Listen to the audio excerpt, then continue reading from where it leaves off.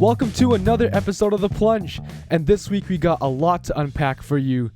We got some NFL divisional games to talk about, and as well as predictions for this week's championship games, as well as a lot of headlines this week for the NBA, such as the Atlanta Hawks struggles, Portland's injuries, sucks for Blazers fans, and the recent success of the San Antonio Spurs, as well as the Milwaukee Bucks. So we're going to get right into it. Nate, give us a quick recap of last week's NFL divisional round games, and what are your predictions for the championship games?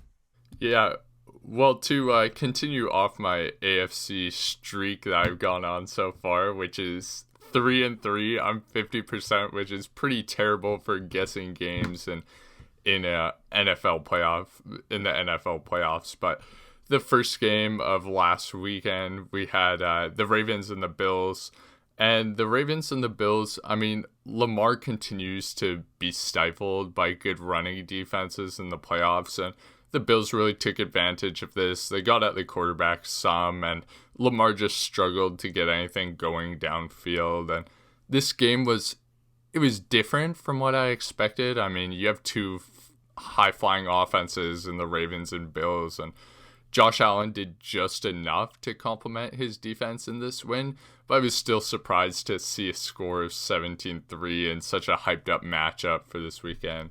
And then the second game of the weekend in the AFC was the Chiefs and the Browns, and wow, the Chiefs proved that anything was possible as they went for it on fourth and inches with 2 minute at the 2 minute warning while the Browns had no timeouts left. And this game, the loss of Mahomes for the Chiefs, it's scary because on the surface you're like, okay, this guy, he's probably going to be back next weekend, and his concussion symptoms didn't seem too severe, although he was stumbling quite a bit when he first got up, which was scary for this team. But something that kind of went underrated from this weekend was he did suffer that ankle injury earlier in the game, and he didn't really look at 100% in his mobility. But overall, the takeaway from this game was that, one, the Chiefs continue to be good and get it done in the playoffs,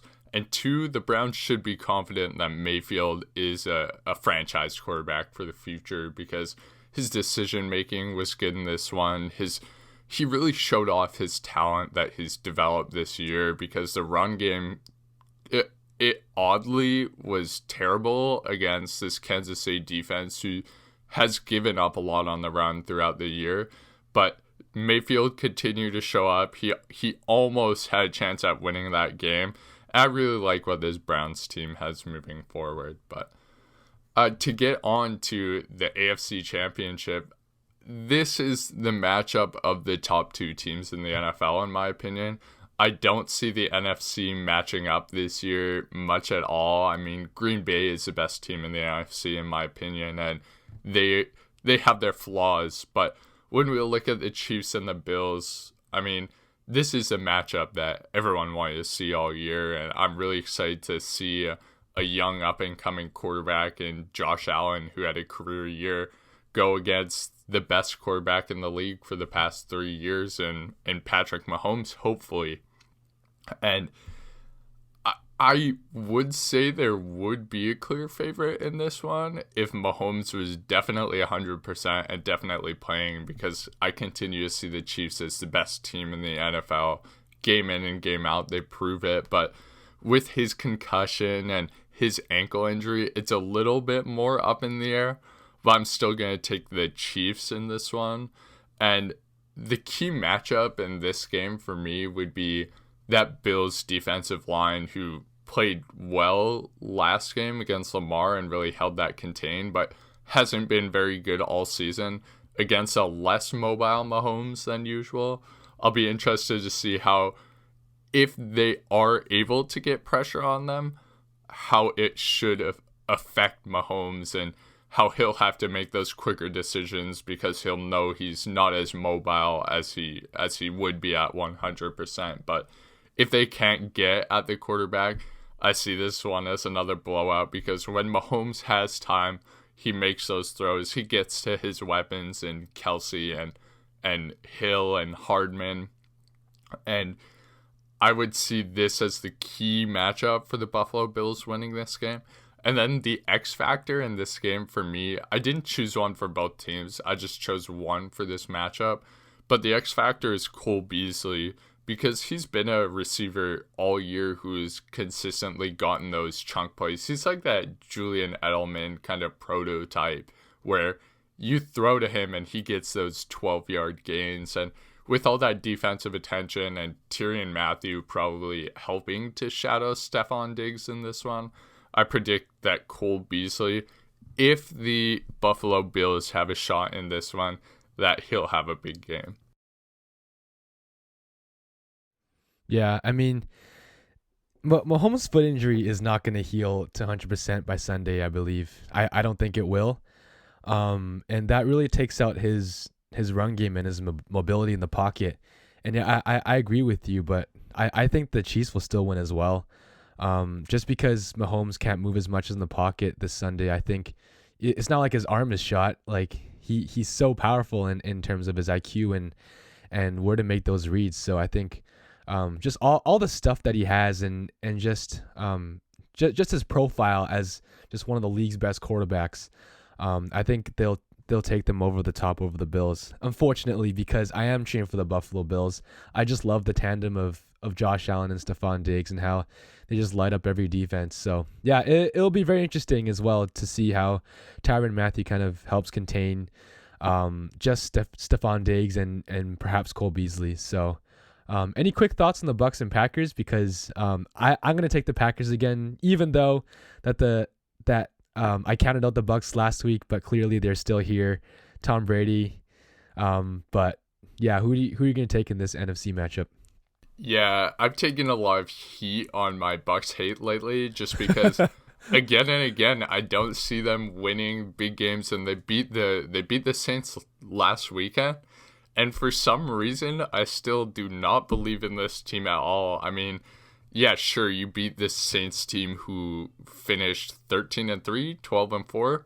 I'm forgetting right now, but you beat this Saints team who is good all season, but Drew Brees looked really old out there. He threw 3 interceptions. You guys were locked in this tight game when the Tampa Bay Buccaneers have so many weapons in Evans, Godwin, Gronkowski. The list goes on and on.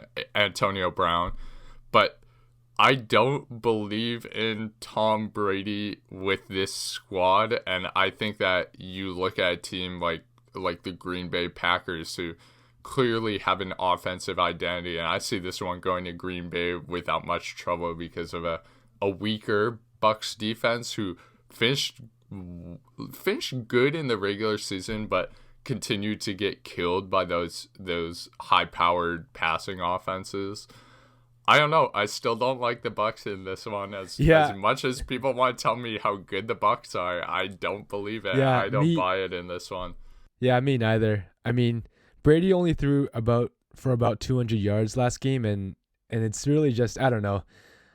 And you're playing against a Packers defense who's not too bad themselves. So yeah, I have to take the Packers over the Bucs. Tom Brady, I don't know, prove me wrong, but we'll see.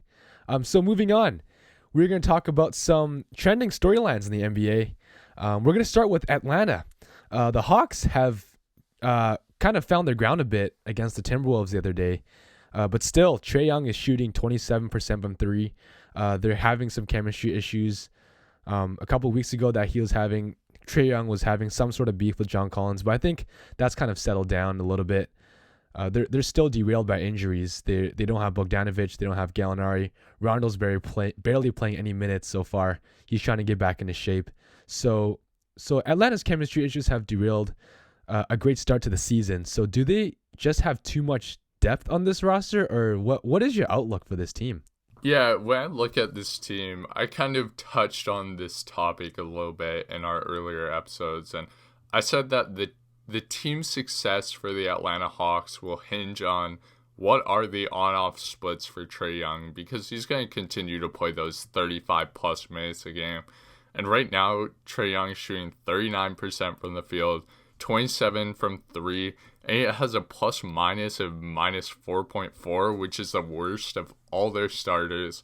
And they continue to revolve around Trae Young, even as he's fallen off, as John Collins has called him out. Steve Nash the other week actually they were playing Atlanta, and Steve Nash is yelling at the ref like, that's not basketball, when Trae Young draws all these tic-tac fouls. And, Yes. And Trae Young grew up idolizing Steve Nash. And I've read a lot talking about how, wow, maybe this has crushed him as a player to look up to Steve Nash, and then have Steve Nash say the way you play basketball is wrong.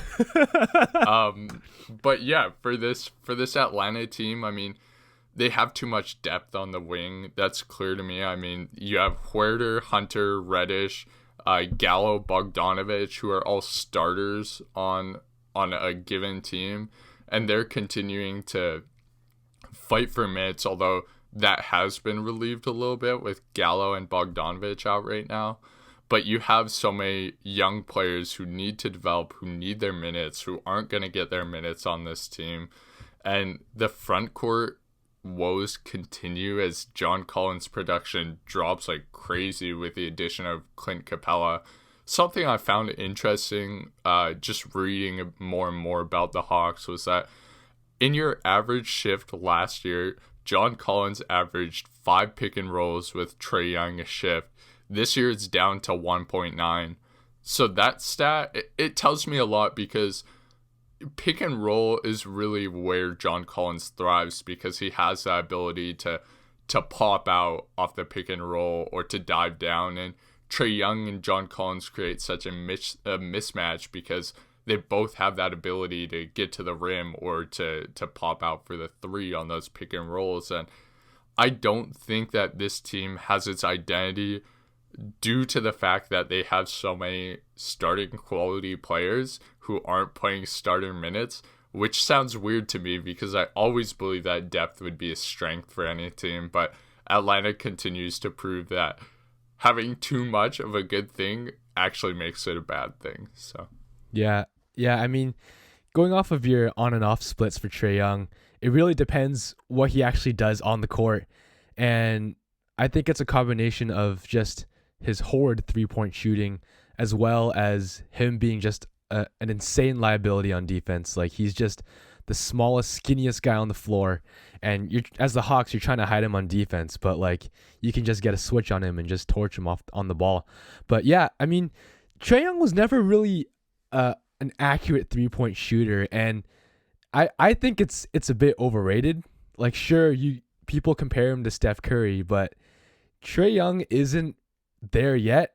This is what, his third year in the league, and his shooting splits haven't been really good. I think he's been only shooting about in the low 30 percentile from three, and he's shooting 27% right now. And I think his best game is not necessarily 3-point shooting and taking Steph Curry like shots. It's more of his playmaking ability and his floaters. Like, you just watch him and you can say whatever you want about his butt checks, like with his guy behind him. Like, I think it's absolutely stupid. It's not like, what are you supposed to do if you're the guy on his back, right? But anyways, the way that he gets into the middle of the paint through the pick and roll, and the way he just kind of crab dribbles along his way, makes the right reads through, making a floater or kicking out or making the lob to Capella or Collins. It's that is just so valuable to the Hawks, and that makes your other players better when he distributes the ball. And when you talk about how many starter level players you have, it's so important to get them going when you have shooters like Gallinari, like Herter, like Hunter and Reddish. These guys need the ball in the catch and shoot situations. And so it's so important for Trae Young to realize that, sure, you may be the primary scorer of this team, but you need to distribute the ball to the guys who need it the most, so that you can get a good team offense going, and so that you don't have to carry the offensive load. Because I think he needs to realize that you don't have to score 40 points a game to win a game like Damian Lillard or Steph Curry. You don't have to do that. You have a good enough playmaking ability where you can distribute the ball to other players and make them better. So yeah, it's a very interesting situation for Atlanta. But what are your thoughts on Steve Nash's comments? And I think Tom Thibodeau also got mad about it too, or like the butt check kind of thing. What's your stance on that?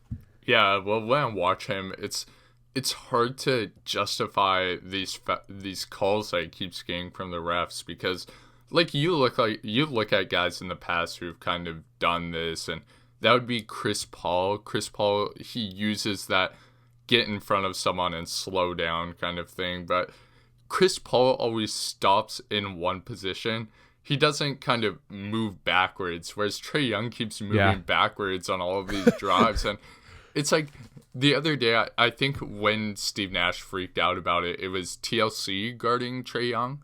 And I think so, yeah. And TLC is like, he took one step backwards, and then Trae Young's already in front of him, and then he's standing on his tiptoes, trying not to touch Trae Young at all, and the slightest bit of contact gets that call. And I don't know. I think you look at Trae Young. Trae Young and John Collins, man, those guys are they're interchangeable, I guess. But you look at Trae Young, and there is no team in the league with this much talent that relies so much on one player. And that kind of, it's like Lloyd Pierce keeps trying to instill this: you are our point guard, you are our primary decision maker, despite having these guys like Hunter, who's been great this year, John Collins, who can function with the ball in his hands, Rajon Rondo, who honestly, I think if you had Rondo playing that starting point guard position, maybe they'd have a few more wins than they do right now, just because you have Trae Young is your determination of, are you going to win a game or lose a game based on, is Trae Young going to shoot 7 for 25 or is he going to shoot 10 for 20? Yeah, I mean, the reason on DeAndre Hunter's recent success is that Trae was able to find him in the corner. He was able to dish to him, and he can slash to the basket. So I think Trae Young's best game is 25 points, 12, 13 assists on 11 for 20 shooting or something, and 4 for 9 from 3 or 4 for 10 from 3, right? And so it really is trying to find a balance. And I think I mentioned that before, where you have to find a balance in how many shots Young can take in a game versus how many pick and rolls that Rondo gets, how many 3-point shots that Herter puts up, how many drives to the rim that Hunter and Reddish get. All these guys are just so vital to this team's success. And sure, you're only 1 month in, but it's starting to creep up to a point where you have to make a decision now, and people will start making final impressions on you guys and whether you're a boom or a bust this season. So, yeah. Yeah, well, moving on from this topic, we'll move to your favorite team, the Portland Trail Blazers, because they've been very unlucky this week. And after the losses of CJ for a month and Nurkic for 2, do you think that the Trailblazers can hold their ground in this West playoff race? As a Blazers fan, I want to say yes. But Zach Lowe actually released a podcast today. We're recording this on a Tuesday, and he spent the first 10 minutes talking about the Blazers, and I just felt like he was just face-to-face with me, one-on-one as a Blazer fan, NBA fan to NBA fan. He just talked about the Blazers' recent struggles, their struggles in the past 8 years, and he just defends and just uplifts the organization in terms of how good they've been through however many years, through injuries. It all started with, Wesley Matthews tearing his Achilles or something like that back in, I think, 2013, 2014. And then they just got derailed by that because Aldridge left for free agency. And then CJ McCollum comes up, and then you fast forward to 2018, 2019, Nurk with the leg injury out for the season. And then you see Damian Lillard just literally carry the team to the Western Conference Finals, and also having CJ McCollum get them through that second round against the Nuggets. It's just, there's so much resiliency that is in this Portland team, and they just proved everyone wrong again and again each year. And so I think that the leadership of Lillard, he will realize that, hey, this is the exact same circumstance that we just experienced last year, where we just lost a big. Where we're still in the Western Conference race, we will be, but we have to be resilient. And so, losing CJ for a month, that hurts, because he was just an all-star caliber player this season, and it's just so frustrating to me because he just doesn't get enough attention in the media, and just because it's Portland, he's not playing on the Lakers, he's not playing on like the Bucks or something, or the Knicks. And it's just frustrating to see him to go down with an injury and not plead his case of being an all-star caliber player this season. And so that really takes a huge chunk out of your offense. Ronnie Hood had a good game the other day against the Spurs. He can really prove that he can be that secondary ball handler as well. You'll get what you get from Melo. It'll be interesting to see actually if they pursue a free agent or a trade, because they do have a little bit of cap space to sign a player. Particularly, I would prefer a big, like, Robert Williams from the Celtics, or someone from the Cavs, because they have like a million bigs. But yeah, I think they'll hang in there. They'll be in the play-in for sure. But it'll be the exact same situation as last year, where you're derailed by injuries throughout the season, and then you get everyone back. You get everyone back into shape, and hopefully let's make a run. Hopefully let's get into the play-in, but then we just run into the Lakers as the 1 seed and get knocked out. But I have faith in the Blazers. They're still a fun team to watch. So yeah, that's all I got. Yeah, it's really a bad year for McCollum to be injured, because you look at his career and his numbers have never quite been all-star worthy, especially in that guard-heavy Western Conference. But finally, he's breaking through, averaging 27 and really being that 1B to Lillard's 1A. And I like this team this year because I've been campaigning for them to tear it down forever, because after Aldridge left, you have a surprise playoff appearance in that first year, and I saw them as a team who would be a fringe playoff team for years to come, which they have been. And I don't really see the point in doing that in the NBA. I mean, sure, making the playoffs maybe gives you extra revenue through fans and stuff, but it's most fan bases in the NBA are pretty much championship and bust. And you look at the Raptors of 4 or 5 years ago now, with DeRozan and Lowry, and just that constant good in the regular season, bad in the playoffs tends to wear on fans. And I thought it would be the same way for Portland, although their fans have been really consistent and really supporting this team. And I looked at this as a year where, hey, maybe they actually win a series that's important. And I mean, they went to the conference finals two years ago? Yeah, 2 years ago now. They played the Warriors, the KD-less Warriors, but they still didn't really seem like that team who could actually have a shot at a championship. But this year they were looking good. Nurkic was getting back into shape, and CJ was playing great, and it really sucks to see this happen. And yeah, like you said before, it's probably going to be a case where maybe you're a couple games out of that 8 seed and you're pushing really hard to get that 8 seed, and then you get that 8 seed and you meet up with the Lakers first round. And that happened to them last year, where they were a better team than their record indicated, but they fell to Nurkic's injury and just guys being out. But yeah, I'm really interested to see how a guy like Covington responds to this, because he's a guy who came into Portland with big expectations, and he hasn't really delivered on those so far. But I'll be interested to see on how he responds, how Gary Trent Jr. responds to getting that starting role.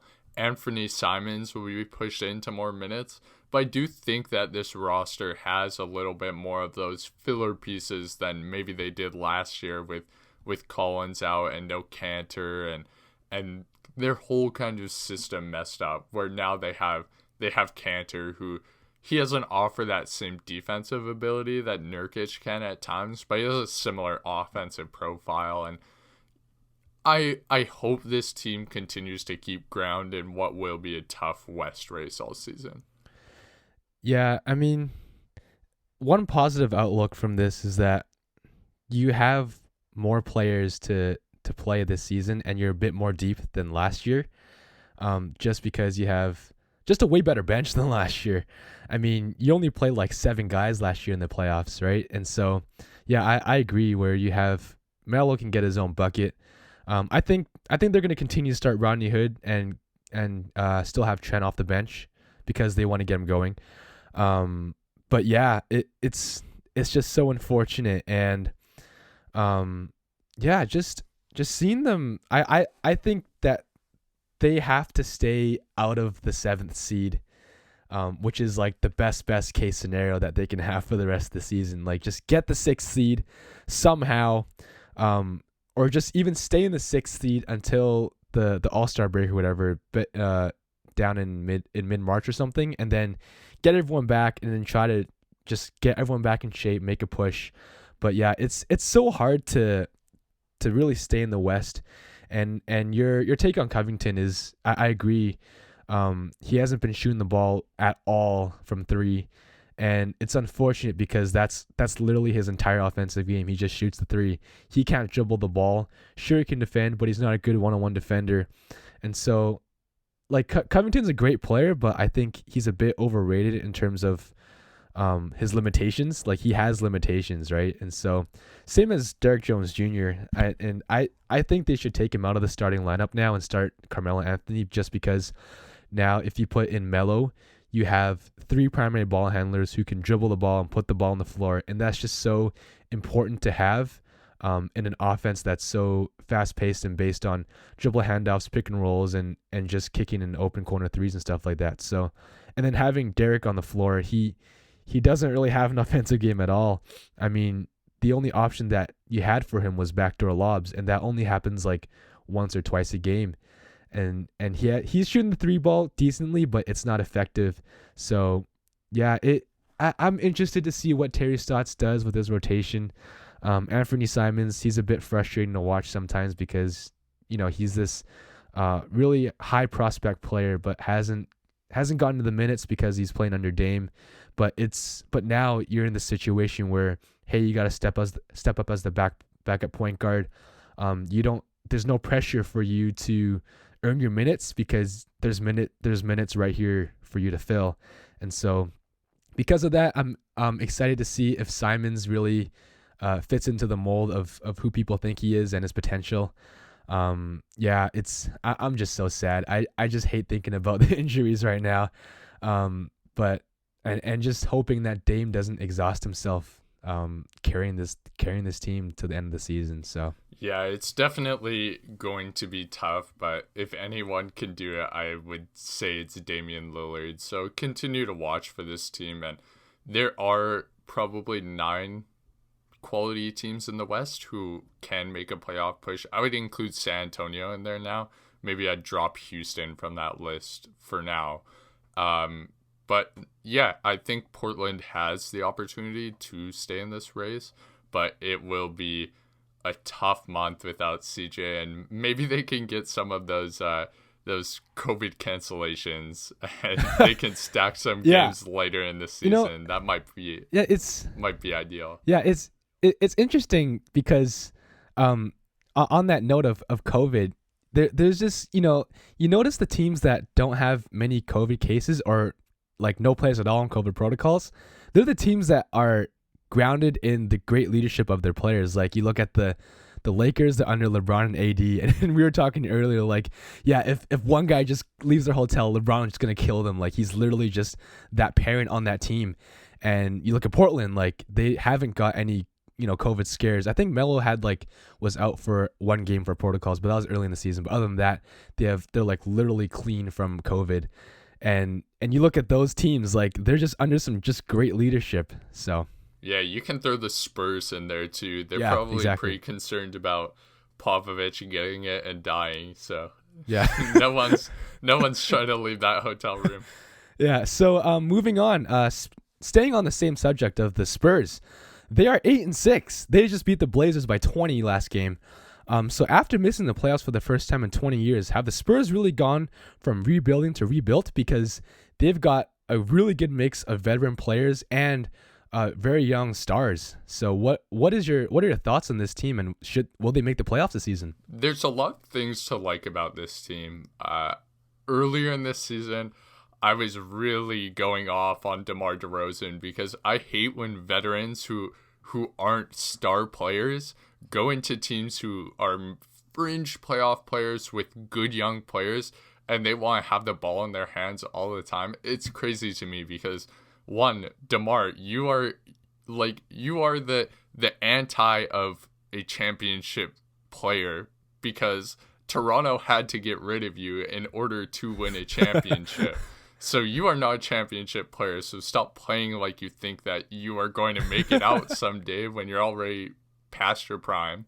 But moving on from that topic, or from him, I think this Spurs team has that right mix of, you have Dejounte Murray, you have Keldon Johnson, who came out of nowhere this season. I mean, he had a little bit of a stint in the bubble, but Lonnie Walker, who has a really interesting game in that he's a playmaker. He can dunk, he can hit threes, and Devin Vassell, who they drafted this year over Halliburton.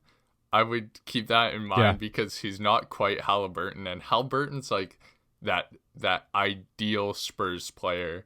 But Vassell, who's been good, and Derek White, who's still on the mend, who I don't really see him fitting with the rest of these young pieces that well. Like, he's kind of like a sneaky old young guy. But yeah, and then you mix in Patty Mills, who's shooting 46% from three this year. You mix in DeRozan, who, despite my hate for him, has been good at times when that offense stutters. And you have Aldridge, who hasn't been quite as good this year, but continues to kind of be that stretch big that every team hopes to have. Although his defensive abilities have really dropped off from his Portland days when he wasn't even that well known for defense anyways. But you have to look at this San Antonio team and say, okay, you have that correct mix of good young players and veterans. Oh, I forgot to include Rudy Gay, who's been awesome this season. I think he's hit the most bank shots that I've ever seen in the first 10 games of the season. I mean, this dude's hitting like 3 bank threes every game I watch.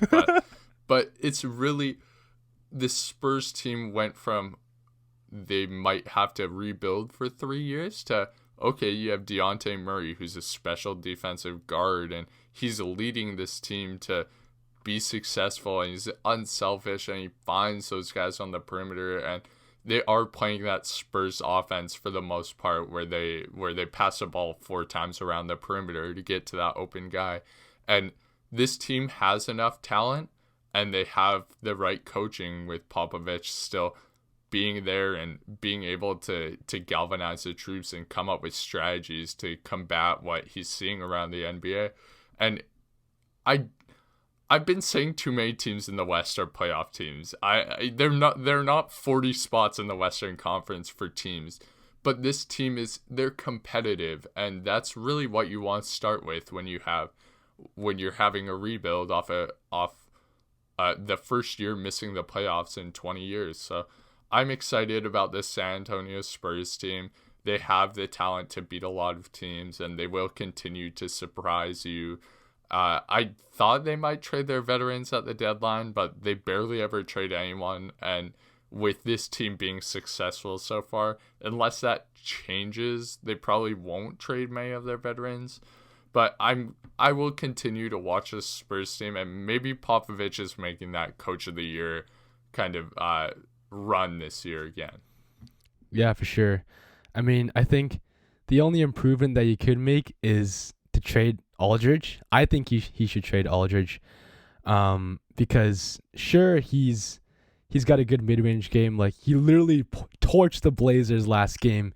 He, like, every single pick and roll, he was just popping out onto the key and just hitting uncontested mid-range shots. Like, he's literally a construction pylon on the floor. He just does not move. Like, and that's a bad thing too on the defensive end. Like, he moves with his feet so close together. Like, it's like it's glued together. Like, and when you just watch him defend the pick and roll, he literally plays as if his feet are glued together. He's a pylon. He can't move at all. And when you have so many slashers in the Western Conference, like Donovan Mitchell, Damian Lillard, like Victor Oladipo now on the Rockets, you can't defend when you're LaMarcus Aldridge as the big.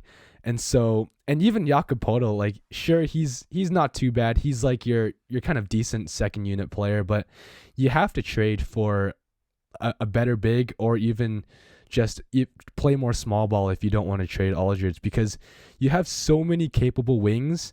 Lonnie Walker's a very underrated defender. He's a very good defender. And DeMar DeRozan's tall. He's long. Keldon Johnson, I've watched him play a little bit at Kentucky, and he was actually a pretty good draft prospect coming into last year's draft. And so I'm happy that he's kind of rounded into form this year. And so you have really good defensive wings to really kind of play that small ball if you want, if you're Pop, if you even want to. But yeah, the only question is just their post defense and the rim protection there. But Nate, I think you should admit also that the reason why DeRozan's kind of throwing you off is because DeJounte Murray's on your fantasy team. Oh yeah, he's an incredible player. He's that triple-double threat, and then he passes to DeRozan, and DeRozan takes 8 seconds to shoot a mid-range shot that was available at that very start. So yes, he definitely angers me because he never gives assists to anyone. He holds the ball too long. He's like an okay playmaker. He's like one of those Russell Westbrook playmakers where you hold the ball until there are 3 seconds left, and then you pass to someone, and they either shoot or they turn it over. So they always shoot, and then you put up decent assist numbers. But my hate for DeRozan may be a little ungrounded in him as a basketball player and more about my care for my fantasy team. But yeah, I mean, DeRozan's assists, they're not actually like playmaking assists, and I agree with your take on being like Russell Westbrook, where he just waits forever until there's just an open guy to pass to. It's not really a playmaking assist, it's just the right read. But yeah, I don't know. Yeah, and when you look at this team still, it's like, as I said before, Derek White, where does he fit in? Maybe he fits in as a trade piece for a better big, and that could be something to look forward to for the Spurs team moving forward. But anyways, we'll move on from the Spurs team, although I do like talking about them because they're not covered at all in the regular media. You'll never hear about them really at all. But moving on from this team to a team who is talked about in the media, Milwaukee, they played in the second game of a triple header last night on TNT against Brooklyn, and they lost this game 125 to 123 after Milton missed a corner three to end the game. But with the addition and the seamless fit of Harden so far in Brooklyn, do you think this Bucks team still stands a chance against this loaded Nets team? Yeah, I think they will. It's more of how you play Giannis offensively. I think that's just a huge X factor for me, because I think he should have worked in this offseason. I think he should have worked on his free throws and his mid-range more than his three, because every time he shoots the three, no one contests that shot. And just because of his physical frame and just his wingspan and his athleticism, you're better off just working down in the mid post area and just like backing guys down and shooting the fadeaway. I think that's more of a efficient shot than the three for him, because he's just so much more athletic and just so scary in the post. And it's just a shame to not see him work as much on his mid-range game and even his free throw game. His free throw shooting is still the same, and it's just unacceptable for an MVP player who is trying to improve all facets of his game, but he still can't hit a free throw. And so, sure, maybe you can look to the offensive scoring of Chris Middleton and Jrue Holiday, and sure, they're super reliable. Middleton was 0 for 5 from 3 yesterday, but even then, anyways, like, you have Middleton and Holiday, who are great playmakers and are great shooters. So yeah, I still think that Giannis is like how if you're Coach Bud, how are you going to play Giannis to to get this team to where people think they can be. But I think they'll contend well with the Nets. Yeah, when I look at this Milwaukee team, I mean, you have Drew Holiday. Yesterday, I watched that game, and he had like the quietest good game of all time.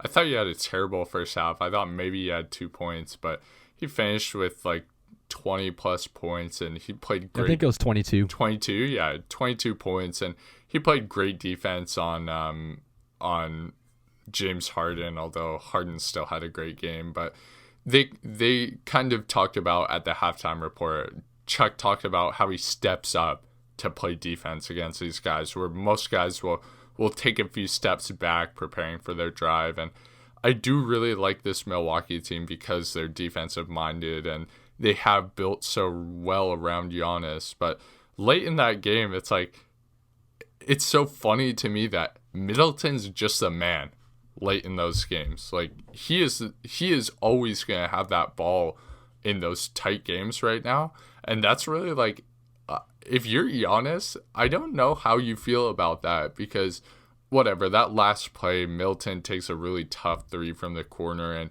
Giannis is probably, he was open going to the basket, streaking to the basket, and he could have probably gotten a dunk to tie that game if Middleton had found him on that rim run.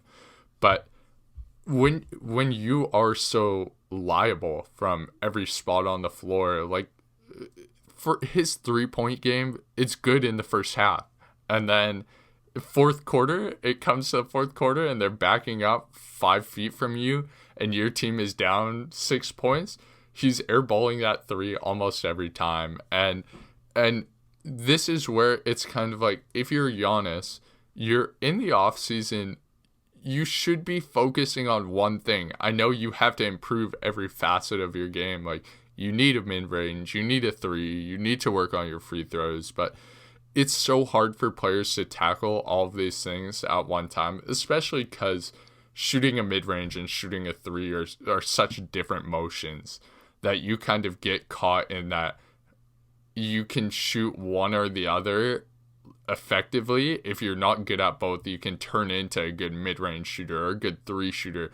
But turning into both in the same offseason is always going to be a tough task. And that's where I would look at Giannis. And like you said before, that mid-range game or that post-up game, like, yeah, he gets to the basket and he makes those tough contested layups. But he doesn't have a post-up game. He doesn't have a mid-range game. He doesn't have a three.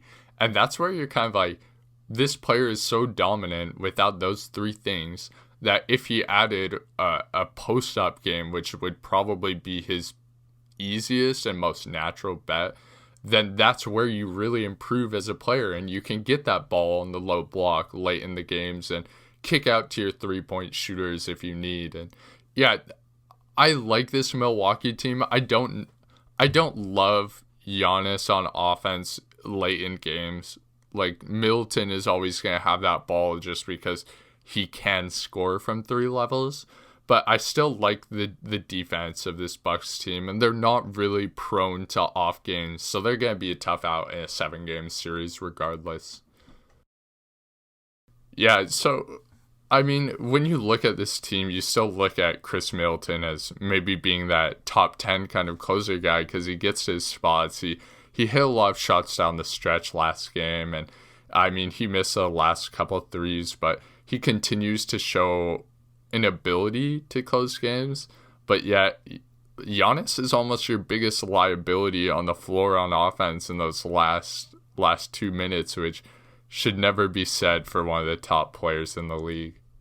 Yeah, I mean, yeah, their issue will be how to close games in the fourth quarter from an offensive standpoint. Because think about this, let's go to Chris Middleton to close out games, but what if they just face guard Middleton and you can't get him the ball and the ball's in Giannis's hands, and say he has the ball at the top of the 3-point line, your options are to take the three or to attack the rim, get fouled, and put him at the line. Those two scenarios neither of them are reliable because he can't hit free throws and he can't shoot the three at a consistent rate. And so if you're defending the Bucks, you just close out on all your shooters, you just deny all your shooters, and just foul Giannis as he gets to the rim and hope he misses those free throws, because his free throw percentage is just not good enough. And if you're that team playing against them, you're willing to take that risk of him missing those free throws. So I'm like I said, I'm just disappointed in just how he didn't improve his free throw game. I think he should change his shot, like his shooting form, but that's tough to do when you're entering your prime. But yeah, that's just a very interesting thing to think about when you close games and you have Giannis, when Giannis has the ball, right? What can you do when he has the ball? Like, you either get fouled and miss free throws, or you airball a three, right? So I don't know. Anyways, moving on to our last segment of the pod. One of our listeners asked a question for us to answer. And so their question was, if AD keeps shooting the three like this, have him and the Lakers locked up the 1 seed. And so AD shooting a career high of 36% from three this year, and he averages about 2.8 3-point attempts per game. So have they locked up the 1 seed if he keeps shooting like this? Yeah, they have. Just because you look at this team and it's built upon 3-point shooters being a threat from that LeBron kick out on those drives, and AD continues to improve and in all facets of the game, and he's becoming a more reliable catch and shoot 3-point shooter, and that just makes him such a dynamic player on the floor. I think he really thrives from that 3-point shot because he can become that playmaker further away from the basket. Last night they were playing the Warriors. They lost that game, which is absolutely crazy to me, but it didn't really say much about this Lakers. It's not like they're a bad team now. But what I did notice was, like, AD gets a ball on that 3-point line a lot now, and he can find those cutters because he's so tall and he's got that natural feel for the game where he can just sense whatever, if KCP or if Alex Caruso is going to make that cut to the basket, he can find them now because that 3-point shot is more of a threat for him. And that'll continue to pay off when he's playing these minutes without LeBron, when they're staggering in the second quarter or the third quarter or whatever it is. Last year they kind of didn't thrive when it was just AD on the floor, and then they obviously destroyed teams with LeBron and AD playing together. But this year I see them as a better AD-led unit when they're on the floor. I mean, that comes with the emergence of Horton Tucker, who's been good, and Wesley Matthews, who's been good, and Gasol, and whoever else is on the court at that time. But it really does come down to AD being more of a threat further away from the basket. Yeah, I mean, like, his 3-point percentage isn't like eye-popping in relation to his career. Like, I think he's been shooting about 30 to 35% in his career. But yeah, it's I think that the Lakers are doing just fine, even though they lost to the Warriors. Like, I agree, it doesn't really say much about the Lakers. Like, I'm just in that mindset of just wake me up until the Lakers are in the playoffs. I don't care how many games you lose. I don't care how many like points LeBron averages or whatever games he sits out. I think just because they have guys like AD and LeBron who lead a team, who have championship experience, you can't just you can't count them out in any game, and you just expect them to dominate every game. So yeah, I think they're locked up as the 1 seed this year, and they're probably going to make the finals this year. But until then, I'm not too invested in watching the Lakers play. But they are a very good team and very fun team to watch. And so yeah, thanks for listening to this edition of the pod. That's it. That's all we got for you guys. Thanks for the questions. Make sure to keep asking us on Instagram, and we'll be happy to answer these questions. So until next time, we'll see you in the next episode.